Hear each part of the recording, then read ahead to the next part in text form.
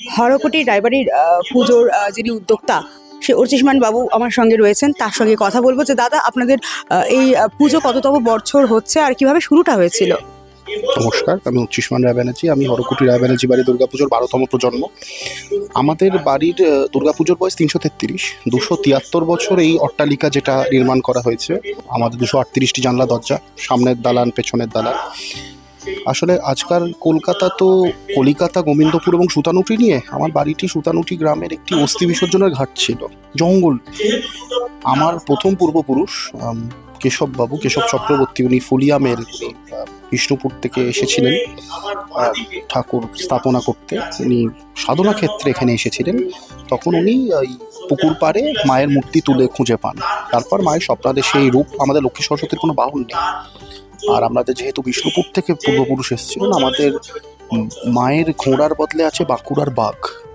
আমাদের 10 দিনে পুজো, মহালয়ার পর দিন প্রতিপদে ঘট বসে যায়। আমাদের বাড়িতে পদধূলি পড়েছেন শ্রীরাম কৃষ্ণ ঠাকুর পরমংশ স্বয়ং, আমার পূর্বপুরুষ হরপ্রসাদ শাস্ত্রী, যিনি ধ্রুপদ সঙ্গীতের এক মহাগুরু। উনি হরপ্রসাদ শাস্ত্রী ধ্রুপদের মূল সূত্র প্রবর্তক। এবং তাছাড়া তৈলঙ্গ স্বামী এসেছেন, সাধক মামা কাপা এসেছেন। আমাদের মূলত গানের বাড়ি, তাছাড়াও স্বাধীনতা সংগ্রাম যুদ্ধের সাথে আমরা খুব কাছাকাছি অ্যাসোসিয়েটেড ছিলাম। আমার পূর্বপুরুষ 3 পুরুষ আগে দুর্গা ব্যানার্জি, উনি নেতাজি সুভাষচন্দ্র বোসের খুব কাছের মানুষ ছিলেন, যিনি ইন্ডিয়ান ন্যাশনাল আর্মির অপারেশন দেখতেন। বিনয় বাদল দীনেশ আমার বাড়িতে আশ্রয় নিয়েছিলেন অপারেশন বিবিডি বাগের আগে। এরকম অনেক ছোট ছোট তথ্য আছে আমাদের বাড়ির ওপরে। আমাদের বাড়ি এখনও কাঁধে বিসর্জন যায়, একচালার ঠাকুর। এবং আমি যেমন আগেই বললাম, লক্ষ্মী সরস্বতীর বাহন নেই। আপনারা সকলে আসবেন আমাদের এই বাড়ির পুজোয় মায়ের শ্রীমুখ দর্শন করতে। আমি খুব আনন্দিত হব। সকলকেই জানাই আগাম শারদীয় শুভেচ্ছা। একদমই তাই, অনেক অনেক ধন্যবাদ।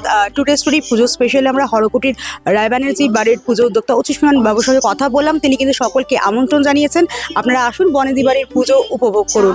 ক্যামেরায় সমীরের সঙ্গে আমি পল্লবী, টুডে স্টোরি, কলকাতা।